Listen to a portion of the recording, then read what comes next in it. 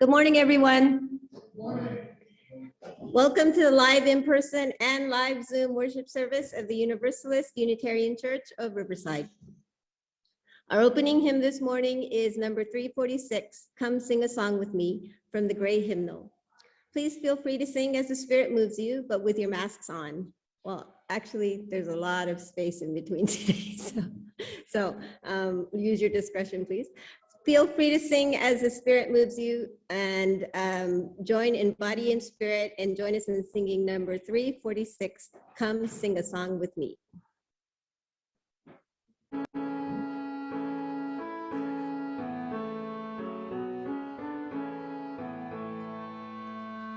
Come sing a song with me, come sing a song with me, come sing a song with me, that I might know your mind, and I'll bring you hope when hope is hard to find, and I'll bring a song of love and a rose in the winter time.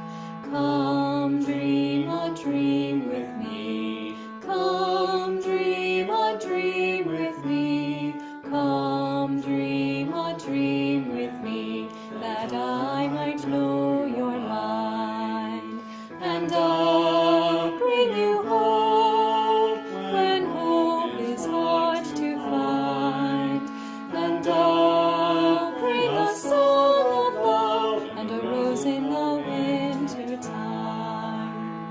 Come walk in rain with me, come walk in rain with me, come walk in rain with me, that I might know your mind, and I'll bring you hope when hope is hard to find, and I'll bring a song of love and a rose in the winter time.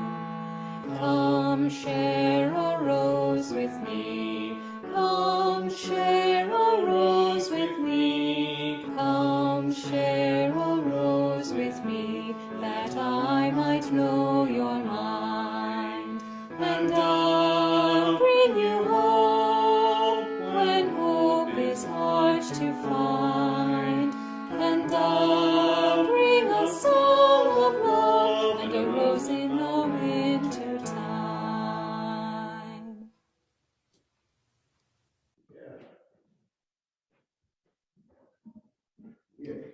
Thank you for braving the weather and joining us here in person.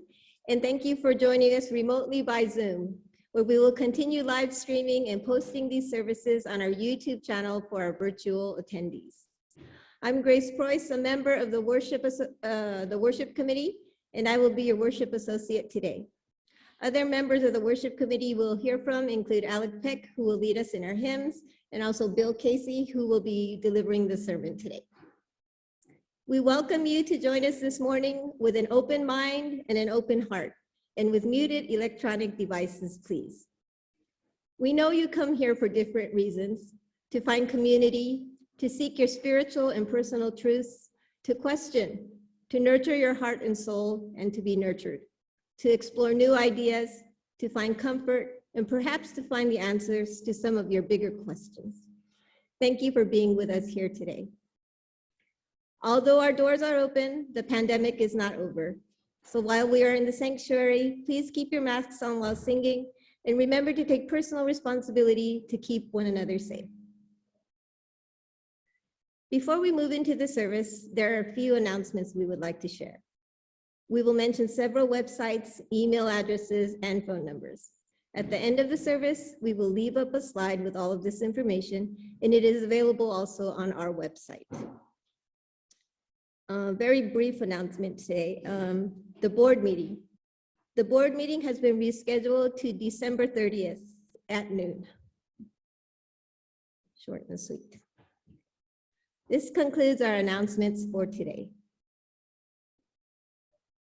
And now I invite you to sit back and take a slow, deep breath as we move into our worship hour. You're welcome to read with me the mission statement of our church.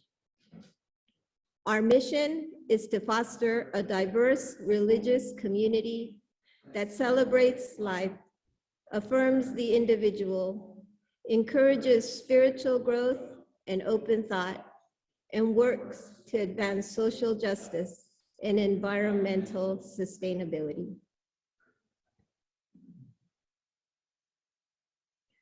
Our speaker today is UUCR member William Casey. Bill Casey tries to draw from a number of theistic and philosophical points of view.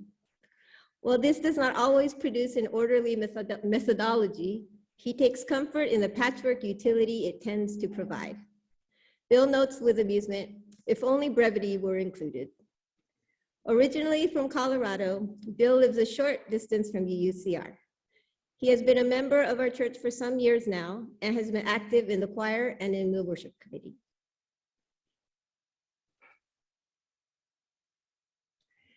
Today's sermon is entitled, Fixing the Flat Tires on the Wheel of the Year. The winter solstice is a celebration of the sun. The cycle of nature inspired the cycle of holiday observations, honoring the symbolism of fire and light, along with life, death, the rising sun, and the moon. In turn, we follow the cycle of the year. The question is, are we just running around in circles, or are we moving forward toward a higher destination?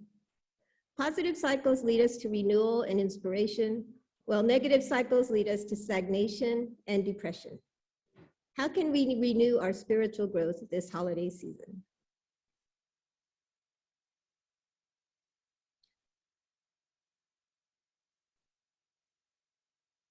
We have two lightings of, okay, I'm sorry, my screen just cleared.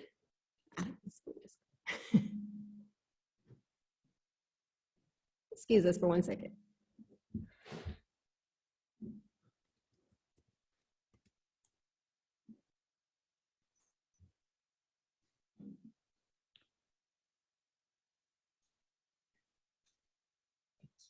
Thank you.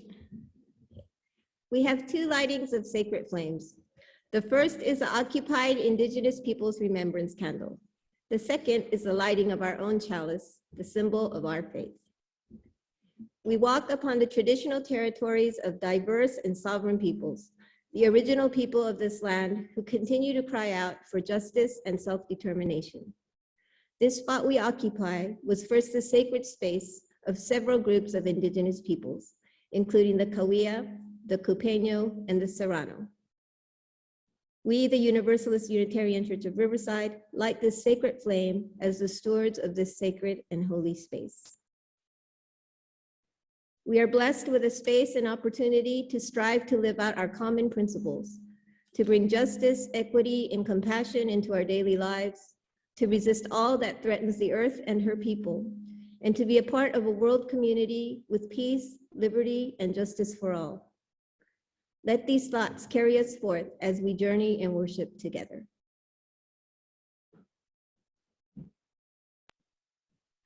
Today's reading for the chalice lighting is by John Atkinson. We are of the stars, the dust of the explosions cast across space. We are of the earth. We breathe and live in the breath of ancient plants and beasts. We are a part of the great circle of humanity, gathered around the fire, the hearth, the altar.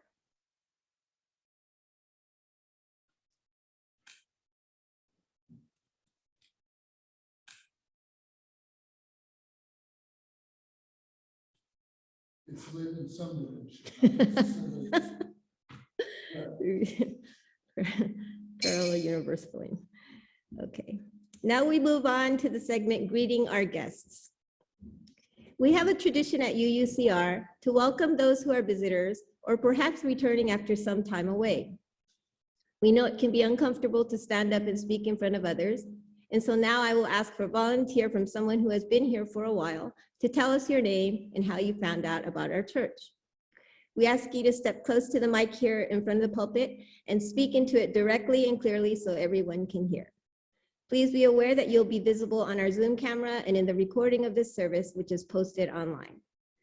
So now, do we have any church members who would like to volunteer today? Alec? Thank you, Alec.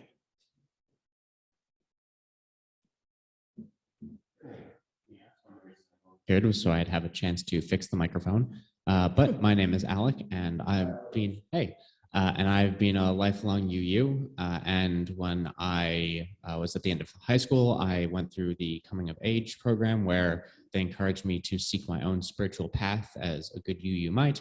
And I decided to stay. And because I really love the 7 principles and the structure of this religion, I think it's really nice.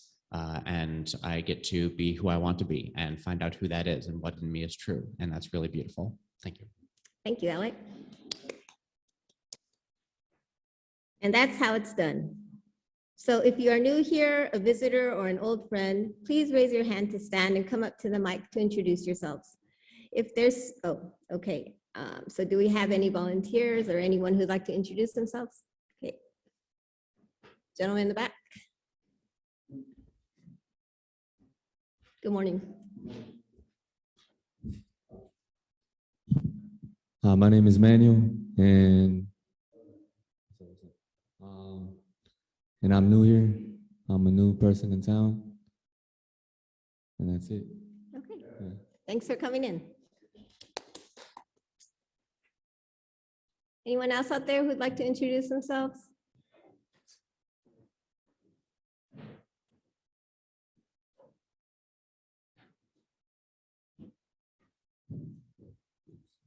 Welcome.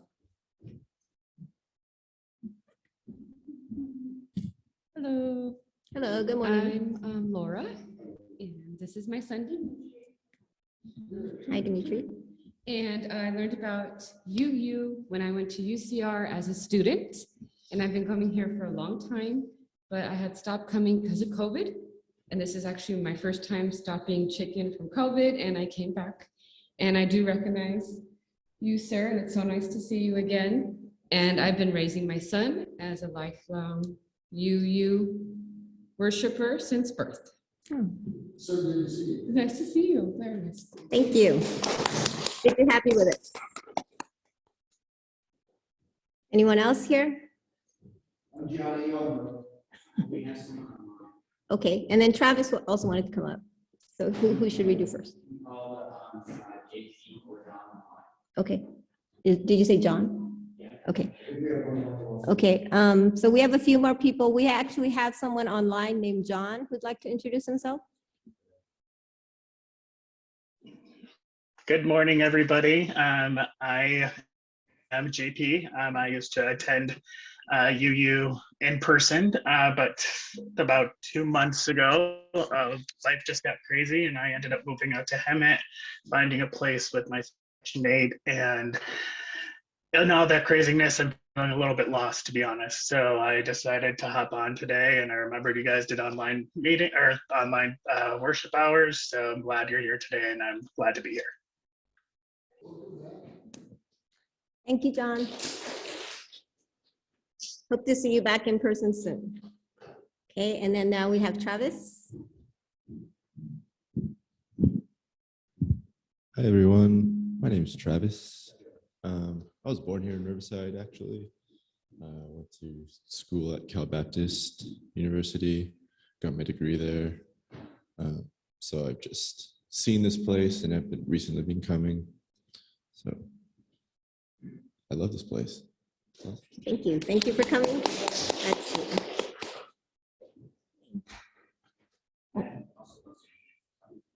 Okay, we have Pat online.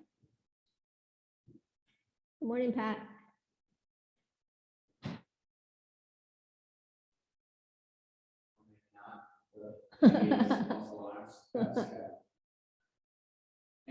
Okay, Pat is with us in spirit. Okay, so anyone else? I'm trying to speak. There she is. I was muted. They said I was muted. So I just want to say that I'm really sorry I can't be there. I fell and hurt myself and I have a swollen knee. So I hope I'm better soon. And I really wanted to come today. I'm so glad we have visitors. And I just want to say the Festival of Lights, I've been there, I think 4 nights. It's wonderful.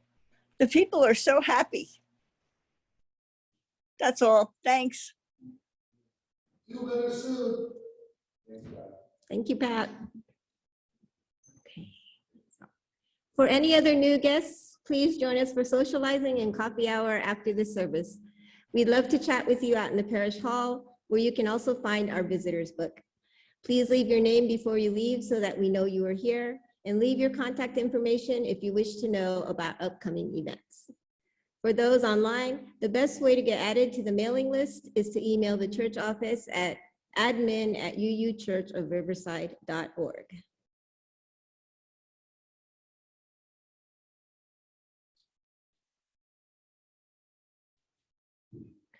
Our hymn now is number 21, For the Beauty of the Earth, from the Gray Hymnal. Again, feel free to sing as the Spirit moves you, but with your masks on if possible.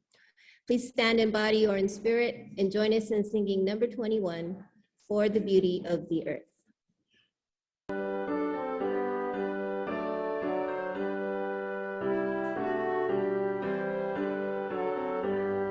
For the beauty of the earth, for the splendor of the skies, for the love which from our birth over and around us lies, source of all to thee we raise this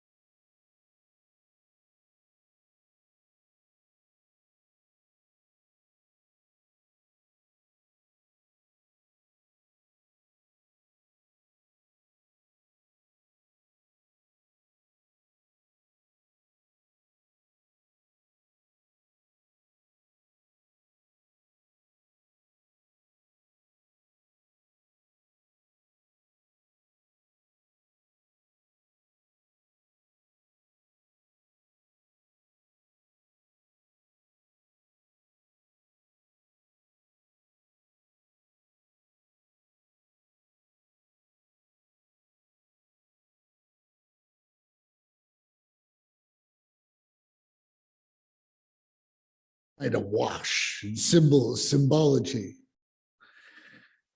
And I wondered that how much of my psyche, unconscious, and my soul, indeed, is being deep marinated in that symbology. And if these symbols, symbology, and emotional loading are too thick, well, what then? What do I do if they're in error? I'm a security guard at the place where I live, at my apartment complex. In that complex, I see a lot of guys with bikes and a lot of bikes that aren't working. Might be because they just want to take five and pretend they're fixing their bike. It might be that they are stuck with a popped tire while they're still miles and miles from home. But I'm needing those guys to move on.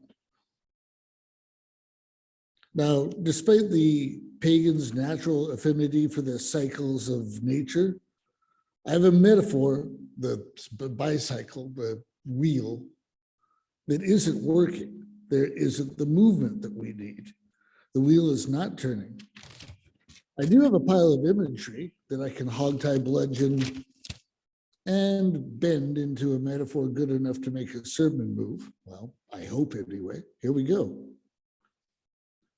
Here comes the predictable spiel of the holidays, named in the wheel of the year. Yule, Imbolc, Beltane, Lammas, Samhain, Mabon, a couple of solstices and equinoxes here and there, back to Yule again. These are Celtic names for the holidays, showing the agrarian or farmer's model of the wheel of the year. Now, these have the advantage of being stable due to their being used by farmers. Farmers are not interested in a hiccupy reality. They need to have stuff done in a steady way. For Yule, you're basically just trying to eat your stored food, survive the winter. It's out to the shed, bring some food back in, and stare at the snowdrifts outside, and just try to work with what is.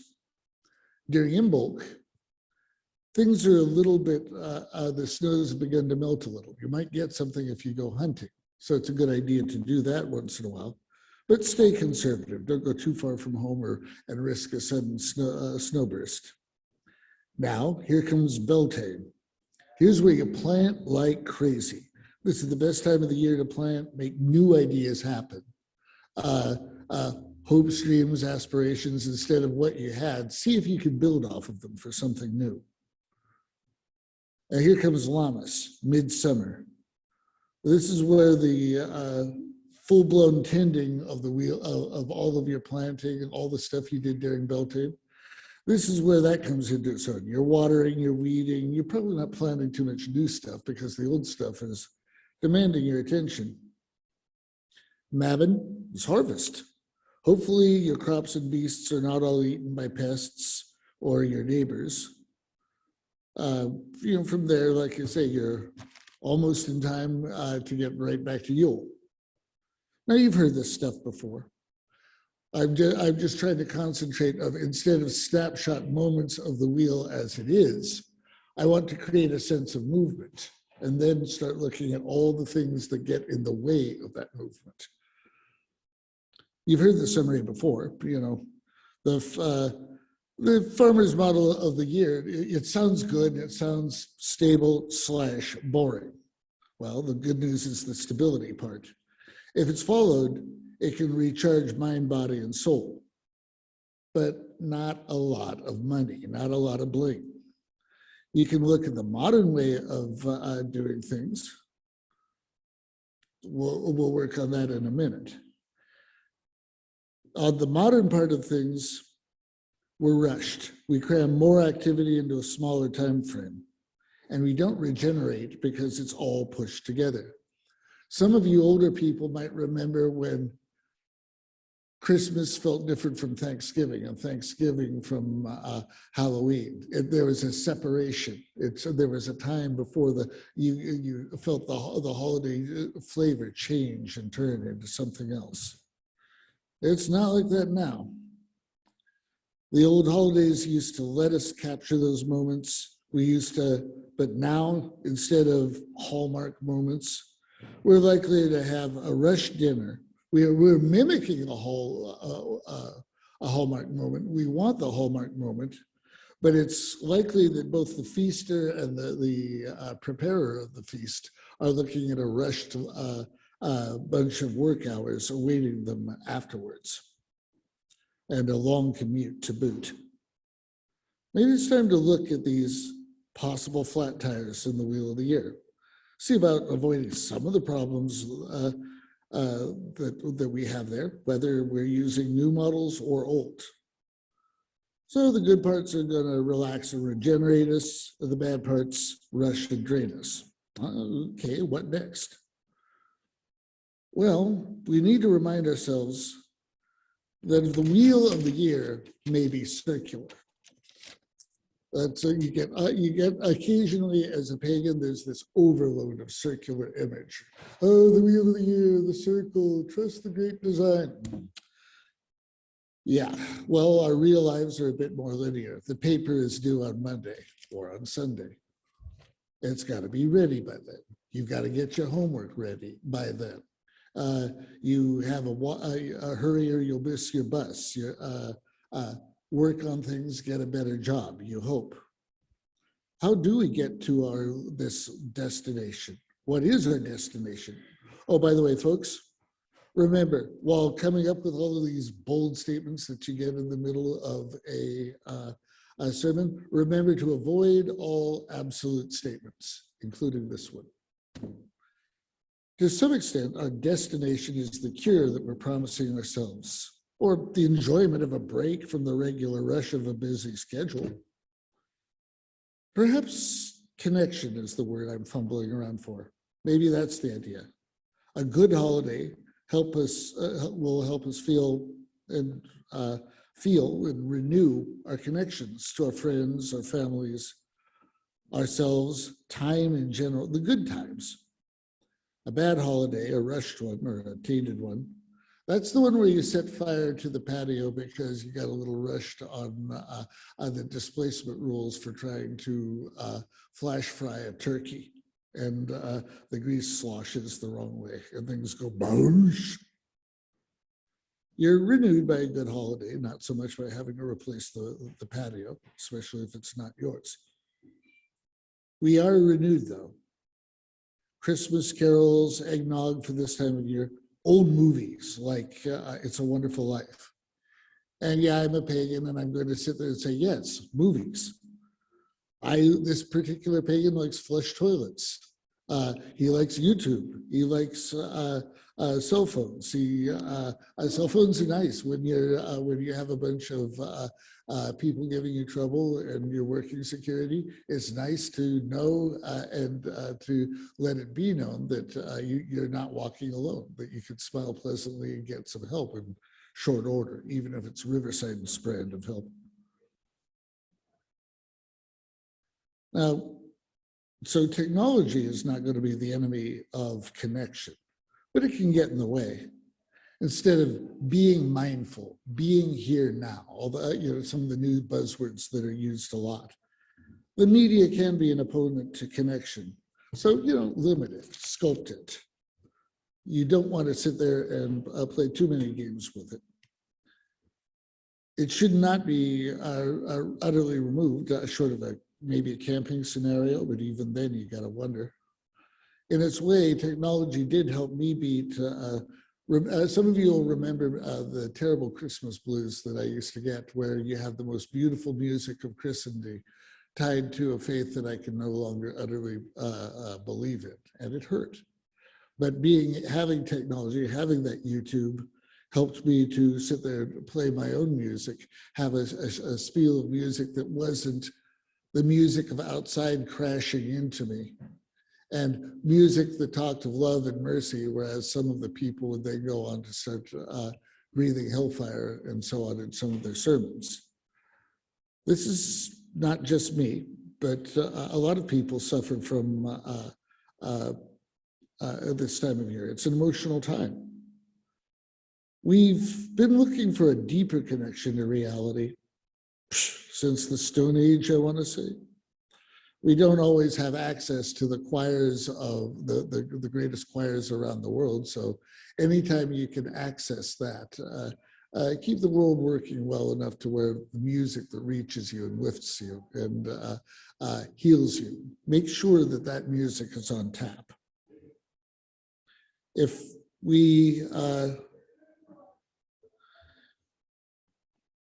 we're seeking connection, we should strive for sincerity once we have the time, simplicity if it isn't too brutal, and renewal of our family connections or the creation of a new family connection. Sometimes old family is far away or it's going to be quite some job to reconnect and you can't do it over one day. But being able to connect to new friends along the way is important.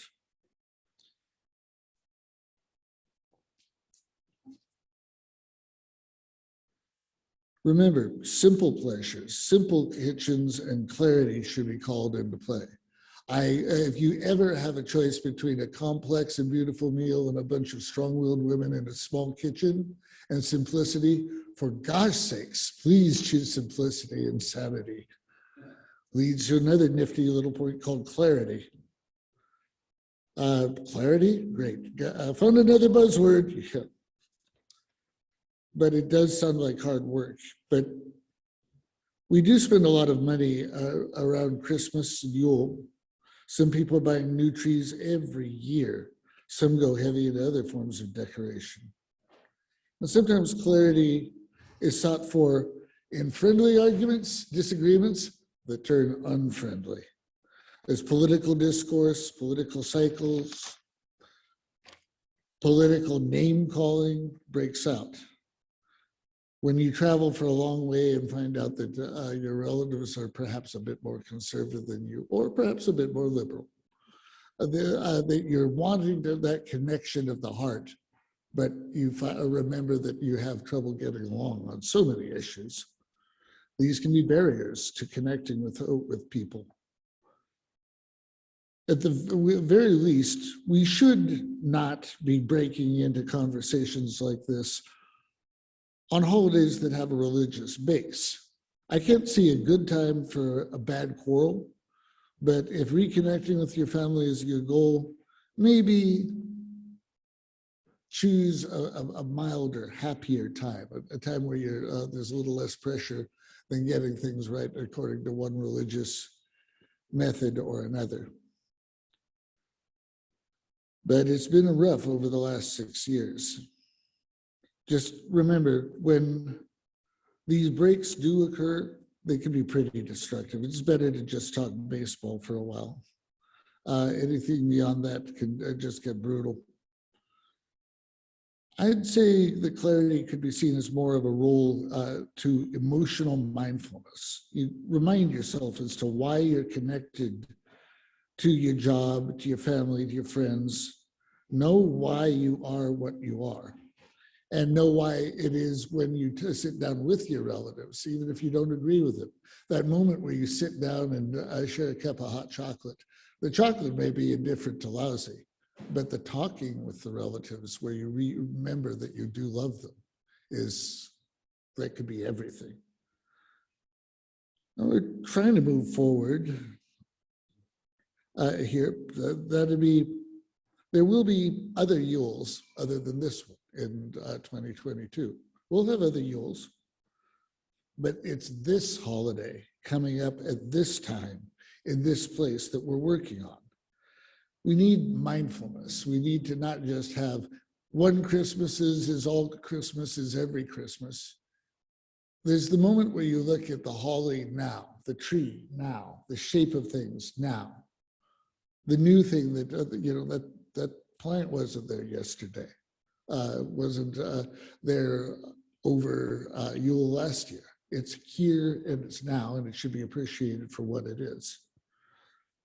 We shouldn't beat each other up verbally, of course, if we're going to move forward and be more connected.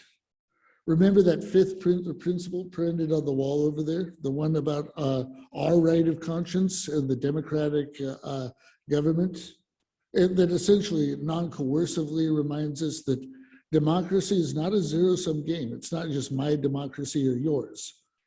None of us got access to the whole truth. We only have the truth we do have partially.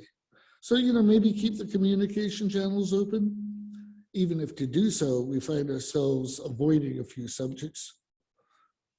At least when we speak to each other live and on holiday, down the road, yes, tackle a few of them, but maybe not all of them, especially not on a holiday. And if we do treasure each other's quest for truth and meaning, Christmas quarrel over the gravy isn't doing anyone any favors anyway. Now we're working on pulling away from hate during the holidays and keeping our eyes open so that our hearts can make connection with what's out there. The clarity helps us keep our foot from putting a foot in it. The connection is the thing that'll help us to ask forgiveness and knowing that it will be answered, because there's still love there. And it can be awkward. I don't always like giving up my happy little Bronze Age values, but I like them, Bronze Age or not. And somebody else might be willing to maybe not talk as if they wanted to make the world into New Gilead or from The Handmaid's Tale.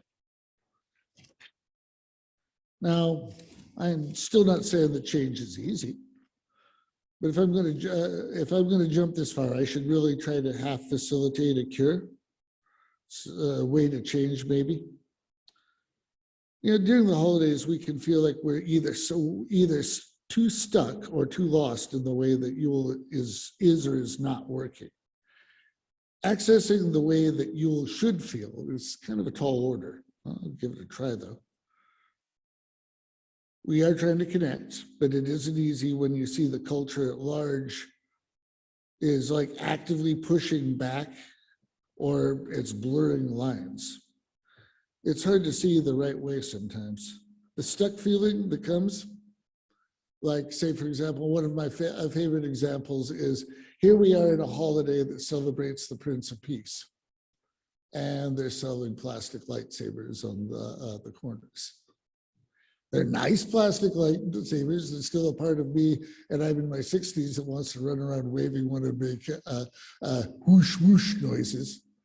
But it doesn't seem to fit the whole idea of a peaceful holiday. There's a weight to a culture that when you feel stuck. You feel powerless to resist it. When you feel the wave of those Christmas carols coming at you, and you suddenly, not so suddenly, realize that they are coming from people who are basically trying to sell things and less about people who have an emotional feeling, like the song says. White Christmas helps sell airline tickets and plastic snow. And it still moves me every time I hear it. But that's where you're stuck. And if I don't figure out how to a way to break the stuck feeling, I'm going to be listening to A White Christmas and having it drill me a few more times. But it can make you feel like even if you're on the right path, you can't change the world at large, which is really a rough one. But there are exceptions to the stuck feeling. There are moments when it does change. One time, some years ago, during this time of year, there's a guy out preaching on the mall, but he's a little different from the ones that are breathing hellfire. There's some who like breathing hellfire at this time of year. They think it's more important to save a soul. And while people are gathered to listen to the soft music, they say, hey, urgent that you change yourself or else you're doing sizzle time. Now, in this church, we're not really great fans of an eternal hell. We never have been. And certainly I am not. He was preaching on the street corner and he wasn't spitting hellfire. He was reasonable. He was passionate and someone you felt like you could disagree with and not get an answer back that's based on cruelty or territorial power. I told him that I couldn't deal with a God who would throw good people into hell. He mentioned an old line from scripture, my Father's mansion has many rooms. And you seem more than willing to propose an afterworld where decent humans are not wasted and destroyed. A good Muslim, a good atheist, a good whatever is not thrown away, but they're repurposed, if you will, to the love and worship and working with a compassionate God. You have no idea how important it was to me when I heard that. Because when you keep hearing about the love of God, but then you see it seem to break down into hellfire at crucial moments. It's every time it's and here comes the bait and switch, and it hurts because you're looking at your power in the world versus the weight of the world, and you're stuck because you're trying to move it a little bit. And here and there, yes, I can do that. But when you start counting the warm bodies stretching off into the distance, that change that you make doesn't seem to be as large as you need it to be. So being able to shift that a little bit was so important. I needed to see some kindness, and for this guy, I saw it, and that gave me a great deal of hope. And if hope is not an energy, I'll say that it is. It's before you lift a heavy load, you have some belief that you can move it, and hope will help you put your hands on the tools and do the job that you need to do. As far as feeling lost, well, that comes either when you can't find your way, or some of it is a leftover from feeling stuck, but some of it is just when it seems to keep missing. I've had Yules where almost every single dose of Christmas music missed me until maybe the 28th. It's as if your soul and you were split in half. You got on the wrong buses, and two different buses, and one of them went driving out into the boonies and got lost 50 miles from Hemet. It's the lost feeling, the how do I get started? It's reduced by loudly claiming a direction. You sing until you feel something. You don't walk when you're tired, but you do make a point of leaving your home and interrupting the river of mundanity in your soul. You proclaim a direction to be right. I'm going to go to Fairmount Park. I'm going to go up the mountain. I'm going to go over by the Ferris wheel. You choose a direction. You follow it for a few blocks, about 6 or so even. You want a sort of a visual. You want it to stretch out. You want to get out of the feeling of being stuck where you're at.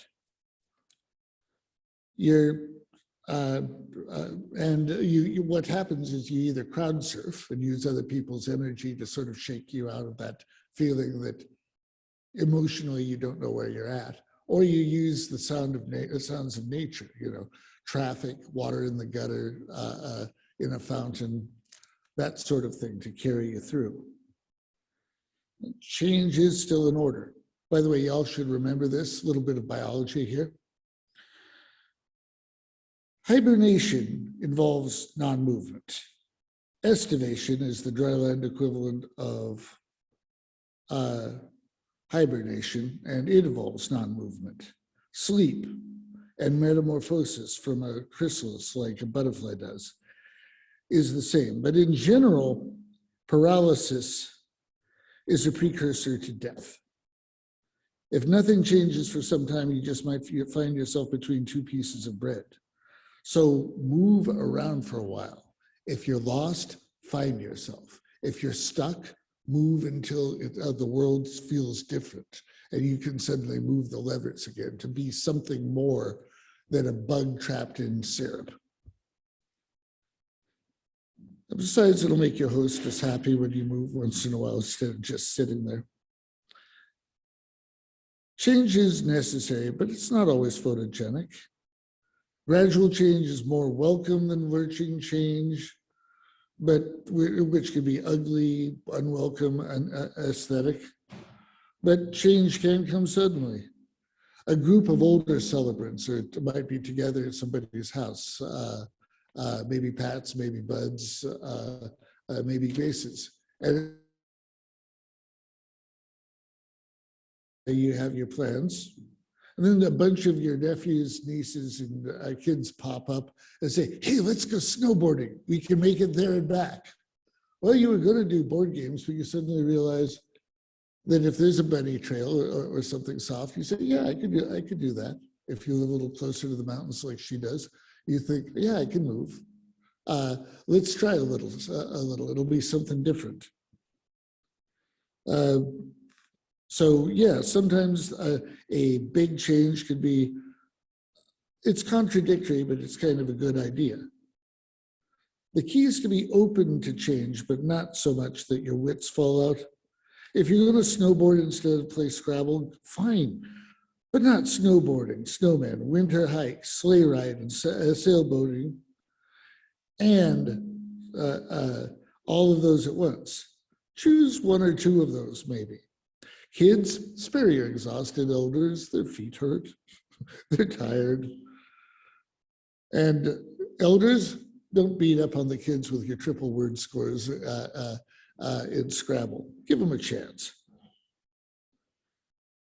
Maybe I'm being optimistic about the contradictory meanings of the word change, because change is, for lack of a better word, natural. A ritual properly conducted shapes the holiday, the holy day. The holy day blesses that particular spoke of the wheel of the year. That wheel, properly blessed, is turning and encompasses, is the whole year. And so it goes. By working together in community, we become not just mere spectators of a holiday, but intimate celebrants of it. We become partners, maybe even generators of holiness, if that's not too strong a word. I'm not used to that coming from human sources, but it can. Maybe just being people who talk to each other and who keep the pain away and the connection close. By building connection to each other, to our rituals, we eventually can embrace the wheel of the year, turn it, ride astride of it, go monster trucking with it, take a joyous ride on it, whether it's Yule or Beltane. You are where you are and refueled by 1,000 rivers. The rituals are not always on autopilot. They connect to the holiday and the holidays to ourselves and the wheel of the year. By working in community, together in our practice, our interactions with each other, we can make our holiday kindle a glow with us that reminds us of who we are and what we can be.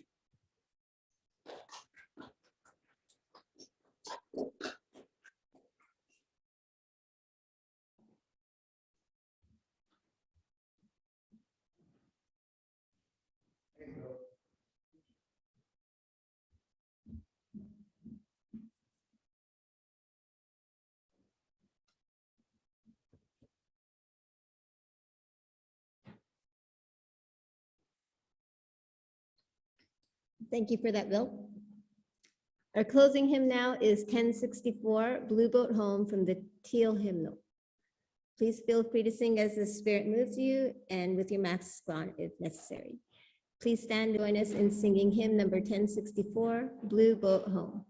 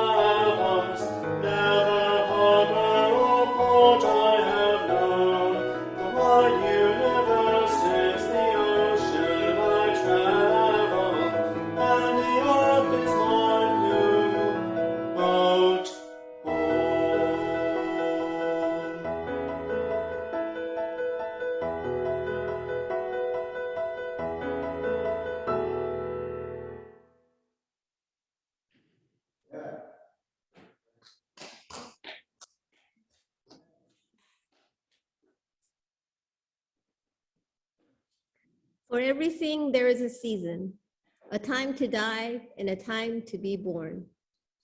With the arrival of winter's low, dark sky, communities around the world look to the miracle of light as a sign of rebirth and a source of hope. We celebrate the promise of new life and recommit ourselves to the protection of everyone's right to their own radiant humanity. Namaste, amen, and blessed be. Thank you, Bill, for sharing your valuable time and insights with us this morning. A lot of good advice for the holidays. It is sincerely appreciated, and we look forward to seeing you again. For those of you who would like to stay in the sanctuary for 10 to 5 minutes of questions or to share some discussion or observations from the service, please remain in the sanctuary or online. And please be aware that these comments will be posted online. For the rest of you, you are now welcome to adjourn into the parish hall. Do we have anyone here who'd like to share any comments or observations with us regarding Bill's service?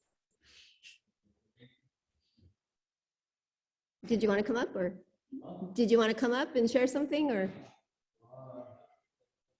any thoughts on what you heard today? Travis, you want to come up?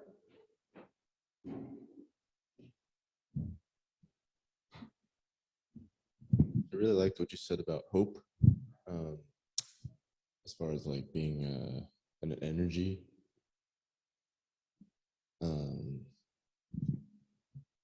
There's occult scientists who talk about exactly those things, like electric frequencies that our bodies generate, and that can be felt, just like love.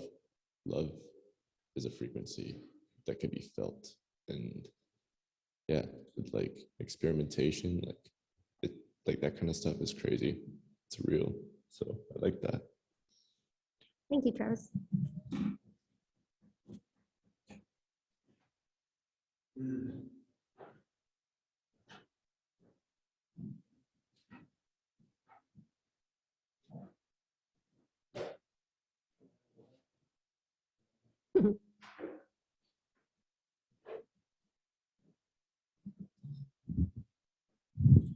I hope this doesn't come out as sort of bah humbug, because the rituals that we all do have meaning, and in the end, I think do mark highlights of our yearly journey.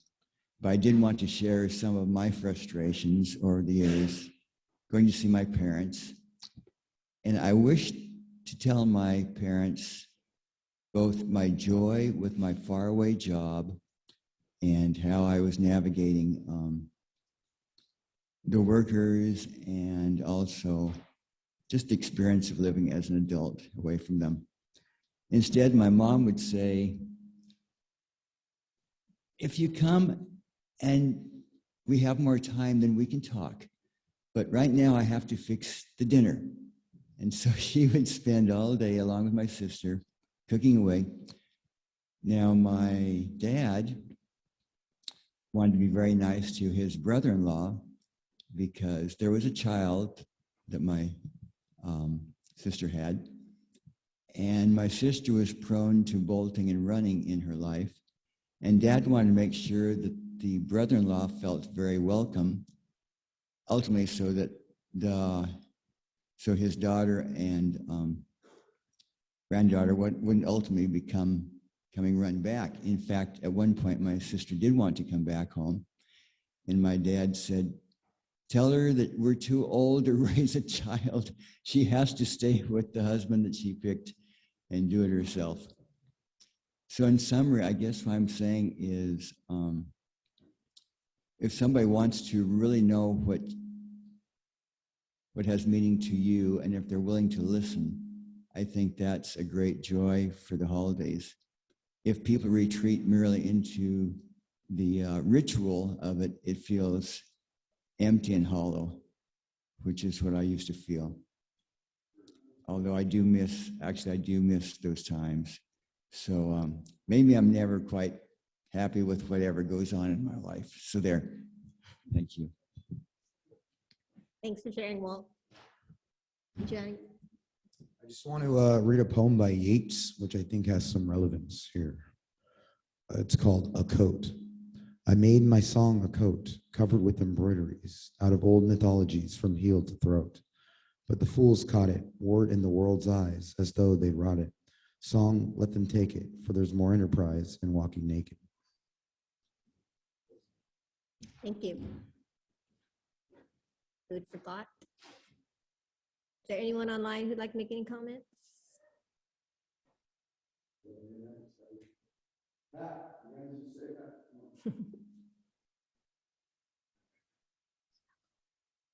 Okay, did I miss anyone? Are we all good?